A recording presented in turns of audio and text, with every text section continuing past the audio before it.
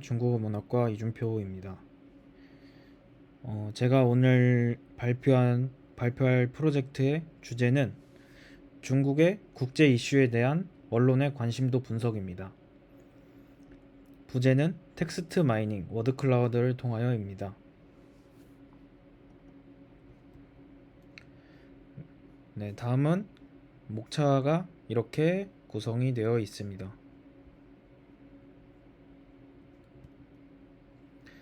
네, 다음 슬라이드는 주제 선정 동기입니다. 첫 번째는 현대 중국의 국제적 현안에 관한 이해입니다. 평소 저는 중국의 역사 문화에 관해 강의를 통해서 많이 배우긴 했으나 중국어 문학도로서 현대 중국의 국제적 관계 및 현안을 더 파악할 필요가 있습니다. 어떤 개인적인 동기라고 보시면 될 것 같습니다. 그리고 두 번째는 디지털 기법이 적절한 분석 방법이다 라고 생각했기 때문입니다. 현대사회는 방대한 자료가 날마다 쌓이고 있는 상황이고 현대 중국에 관한 방대한 디지털 텍스트를 모아서 분석하는 것은 의미 있는 접근 방법이라고 생각했기 때문입니다. 즉 다른 말로 하자면 제가 정한 주제가 디지털 기법으로 분석하기에 적절한 주제다 라고 생각했기 때문입니다. 텍스트 마이닝, 즉 제가 어떻게 텍스트 데이터를 수집했는지에 관한 슬라이드입니다. 저는 처음에 파이썬 웹크롤링을 통해서 네이버에 검색을 했을 때 나타나는 기사들을 이렇게 텍스트로서 수집을 하려고 했었는데요. 거기에는 크게 문제점이 두 가지가 있었습니다. 첫 번째는 자료 수집이 느리다는 점입니다. 직접 웹브라우저를 자동화해서 네이버 검색 엔진을 통해 수집하다 보니 기본적으로 네이버 서버와 통신하는 시간이 들었고 이게 자칫하면은 또 서버에 대한 공격으로 인식될 가능성도 있었습니다. 반면 비카인즈는 2, 30초 내로 2만 건의 기사를 긁어올 수 있었습니다. 그 이유는 네트워크 통신을 통해서 크롤링을 하는 것이 아니라 내부 DB에서 기사를 필터링하는 방식이라서 상대적으로 검색 결과도 더 정확하고 방대했습니다. 그리고 두 번째 문제점은 자료 수집이 까다롭다는 점입니다. 웹 브라우저를 컨트롤해서 텍스트를 긁어와야 하다 보니 제가 직접 이렇게 HTML의 구조를 사전에 알고 코드에 반영해야 했습니다. 문제는 뭐냐면 HTML의 구조가 언론사 홈페이지마다 이런 식으로 보시면은 이렇게 태그 안에 클래스, 아이디 이런 식으로 있는데 여기에서 클래스만 보시면 article text라고 정의가 되어 있는데 반해 여기에는 아이디만 정의되어 있고 또 자세히 보시면 이 언더바 때문에 다른 것을 보실 수가 있습니다. 이런 식으로 언론사 홈페이지마다 구조가 다르기 때문에 제가 직접 커스터마이징을 해야 했고 상당히 까다로운 작업이었습니다. 반면에 비카인즈는 단순히 그냥 여기서 기간, 언론사, 통합 분류, 상세 검색 페이지에서 설정만 해주면 바로 자료 수집이 빠르고 간편하게 할 수 있었습니다. 에 관한 내용입니다. 먼저 말씀드릴 것은 앞서 있었던 슬라이드에서 비카인즈를 통해서 이렇게 2015년부터 연도별로 2022년까지 데이터를 수집했습니다. 그리고 오렌지 3에서 코퍼스에 넣고 프로세스 텍스트 그리고 워드 클라우드 기능을 통해서 이렇게 워드 클라우드를 노출했습니다. 여기에는 4개밖에 없는데 다 보여드리기에는 너무 많아가지고 일단 4개 정도 예시로 보여드리는 거고 뒤에서 제가 더 자주 나왔던 키워드들에 관해서 분석을 진행할 예정입니다. 슬라이드는 워드 클라우드에서 빈도가 높은 키워드들을 정리해 놓은 슬라이드입니다. 먼저 2015년은 위안화 약세가 이어지면서 이른바 중국 쇼크가 발생했고 그에 대한 도미노로서 신흥국에서 대규모 외국 자본 이탈이 발생했습니다. 우리나라도 신흥국 중 자금 유출이 최상위권에 달했기 때문에 관심도가 높았습니다. 그리고 박근혜 정부는 중국의 우호적인 외교를 보여왔기 때문에 자주 언급이 되었습니다.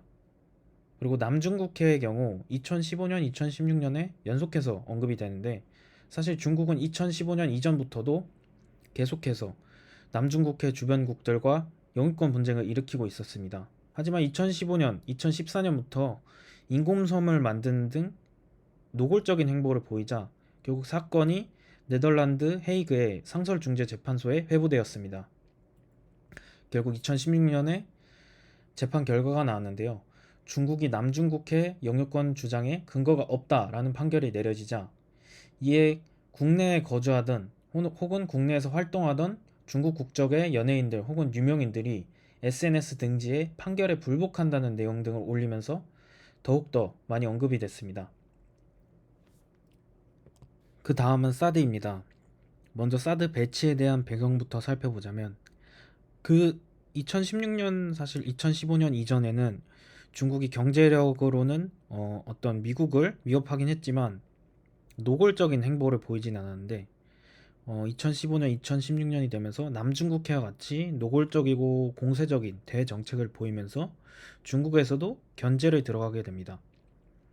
물론 중국에서 직접적으로 핵무기 사용 가능성에서도 자주 말뿐이긴 하지만 언급하긴 했었습니다. 그래서 미국에서 견제를 하기 위해서 2016년에 사드 배치에 대한 협의가 나오고 7월에 성주에 배치되기로 확정을 하게 됩니다. 그 이후로 중국에서는, 중국뿐만 아니라 러시아도 반발했는데, 이걸 허락해준 우리나라에 보복을 하게 되고, 그것이 경제적으로 영향을 미치게 되어서 이렇게 계속해서 언급되시는 모습을 볼 수 있습니다. 그리고 문재인 대통령도 자주 나왔는데요.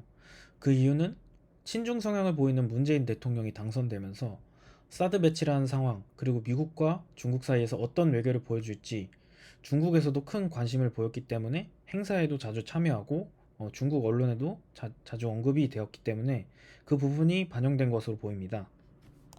살펴보겠습니다. 2018년에는 무역전쟁이라는 키워드가 하나 있는데요. 이 무역전쟁을 통해서 이런 미국과 중국과의 패권 경쟁이 본격화된다고 이야기할 수 있습니다. 다음 슬라이드로 일단 넘어가겠습니다. 또 역시 이 무역전쟁이라는 키워드가 많이 나왔습니다. 무역전쟁은 현재까지도 이어지고 있는데요. 문제는 이 패권 싸움이 전 세계 경제뿐만 아니라 우리나라 경제에도 특히 더 아주 큰 영향을 미쳤기 때문에 많이 언급이 되었고요. 그 다음은 홍콩입니다. 중국이 홍콩을 영국으로부터 할양받을 당시에 일국 양제라는 어떤 약속을 했는데요. 두 가지 정치 체제를 한 나라 안에 동시에 유지한다는 의미입니다. 하지만 중국 공산당은 이런 약속을 어기고 홍콩의 민주주의 정부를 장악하려고 하자 2019년에 홍콩에서 민주화 시위가 일어납니다. 그래서 그 민주화 시위와 관련된 내용이 2019년부터 2021년까지 계속해서 언급이 되었습니다. 결국에는 2021년에 가서 국가보안법이 제정되면서 사실상 홍콩이 중국에 완벽하게 병합되었다고 할 수 있습니다. 그 다음은 반도체인데요. 중국이 현재 이 당시에 반도체 굴기라는 슬로건을 내세우면서 반도체 산업을 성장시키려고 하고 있습니다. 우리나라는 반도체 산업에서 아주 중요한 역할을 맡고 있기 때문에 반도체 굴기가 시장에 미칠 영향을 생각한다면 기사에서 반도체가 자주 언급이 되는 것은 아주 당연하다고 볼 수 있습니다. 20년과 2021년에는 코로나 바이러스가 자주 언급이 되었는데요. 그 이유는 당연하게도 코로나 바이러스의 발원지가 우한이라는 수많은 의혹들이 있기 때문입니다. 그리고 호주 또한 2020년과 2021년에 많이 언급이 되었는데요. 그 이유가 뭐냐 하면 호주는 원래 경제적으로 중국과 아주 가까운 나라였었는데 2019년부터 호주 정치 내부에 중국이 간섭한다, 개입한다, 혹은 간첩이 있다라는 의혹이 돌게 되면서 이 코로나 바이러스로 높아진 형중 감정과 더불어서 호주에서 중국을 퇴출하자는 움직임이 일어나게 되고, 이때부터 호주와 중국의 어떤 갈등이 시작이 되었기 때문에 많이 언급이 되었습니다. 네, 그 다음 공통적으로 나오는 것들을 보겠습니다. 2015년부터 2022년까지 미국, 러시아, 대만은 계속해서 꾸준히 나오는데요. 그래서 사실 워드 클라우드 결과에서도 항상 자주 나오기 때문에 제외를 시켰습니다. 미국 같은 경우에는 중국과 헤게모니 경쟁을 하는 국가이기 때문에 당연히 자주 언급되고 서로 견제하는 위치에 있기 때문에 많이 언급될 수밖에 없습니다. 그리고 러시아 같은 경우 같은 어떤 지금 1인 독재를 하고 있다는 공통점, 그리고 구소련을 이제 계승한 나라이기 때문에 서방 세계와의 대립각을 세우고 있다는 점, 그런 공통점이 존재하기 때문에 서로 협력 관계를 맺고 있고, 중국과 그래서 자주 언급이 되었습니다. 대만 같은 경우에는 서로의 정부를 지금 인정하지 않고 있는 상태고 계속해서 군사적 긴장이 유발되고 있기 때문에 자주 언급이 되었습니다. 말씀드리겠습니다. 2015년부터 2022년 관심도가 높았던 이슈를 한번 카테고리화 해보았는데요. 첫 번째는 공세적인 팽창, 대외 정책 관련 이슈였습니다. 그리고 두 번째는 미국과의 패권 경쟁에서 비롯된 이슈였습니다. 이 두 가지는 하나로 귀결이 되는데요. 바로 중국의 제국주의적 행보라는 것입니다. 즉, 우리나라는 중국의 제국주의적 행보에 상당히 높은 관심도를 보이고 있다라고 할 수 있습니다.